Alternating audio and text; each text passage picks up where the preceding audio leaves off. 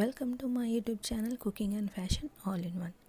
ఈరోజు ఈ వీడియోలో long dress back neck designs చూపిస్తున్నానండి. ముందుగా మీరు నా ఛానల్ని ఫస్ట్ టైం చూస్తున్నట్లయితే ప్లీజ్ సబ్స్క్రైబ్ చేసుకోండి.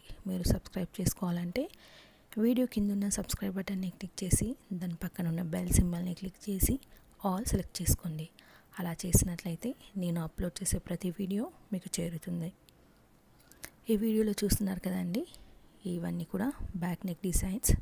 ఇవి వచ్చేసి లాంగ్ ఫ్రాక్స్ కానీ, లాంగ్ కుర్తీ కానీ, long dress are Punjabi dress కానీ ఇలా వేటికైనా కూడా బాగుంటాయండి. ఈవెన్ మనము ఇవి నచ్చినట్లయితే బ్లౌజ్కి కూడా డిజైన్ చేసుకోవచ్చు. ఈ డిజైన్స్ అన్నీ చాలా డిఫరెంట్గా ఉన్నాయి కదండి, అందుకే ఈ వీడియోని స్కిప్ చేయకుండా ఎండ్ వరకు చూడండి. అప్పుడే మీకు ఒక ఐడియా వస్తుందండి.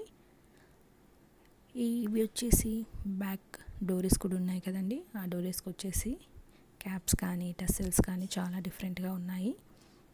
వాటిని కూడా ఒకసారి ట్రై చేసి చూడండి. డ్రెస్ వచ్చేసి సింపుల్గా ఉంటే బ్యాక్ డోరీస్ పెట్టుకొని వాటికి క్యాప్స్ చాలా పెట్టుకుంటే డ్రెస్ చాలా హైలైట్ అవుతుందండి. ఒకవేళ మనకి అలా వద్దు అనుకుంటే సింపుల్ నెక్స్ కూడా ఉన్నాయండి. Heart shape, boat neck, round shape ఇలా వీటిని కూడా ట్రై చేయొచ్చండి.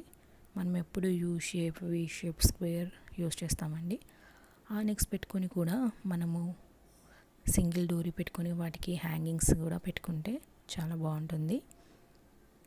అలాగే నెక్స్ వచ్చేసి వాటికి లేస్ కానీ, మిర్రర్ లేస్ కానీ, పైపింగ్ కానీ ఇలా పెట్టుకున్నా కూడా నెక్ చూడడానికి చాలా బాగుంటుందండి. అలాగే డోరీస్ వచ్చేసి కూడా నార్మల్గా సింగిల్ పెట్టుకుంటారు కదండి. ఈ వీడియోలో చూసినట్లయితే 2, 3 కూడా ఉన్నాయండి. అలా పెట్టుకున్నా కూడా బాగుంటుంది. ఈ లాంగ్ డ్రెస్సెస్కి వచ్చేసి కాస్త డీప్ నెక్స్ అయితే బాగుంటాయండి. అలా పెట్టేసుకొని డోరీస్ కానీ, టస్సెల్స్ ఇలా చాలా డిఫరెంట్ డిజైన్స్ ఉన్నాయి కదా, వీటిని ట్రై చేయండి. అలాగే డిజైన్ సింపుల్గా పెట్టుకుని వాటికి ఏవైనా హ్యాంగింగ్స్, పర్ల్స్ కానీ, బీడ్స్ కానీ, లేస్ కానీ ఇలా డిఫరెంట్గా పెట్టుకుంటే బాగుంటాయండి.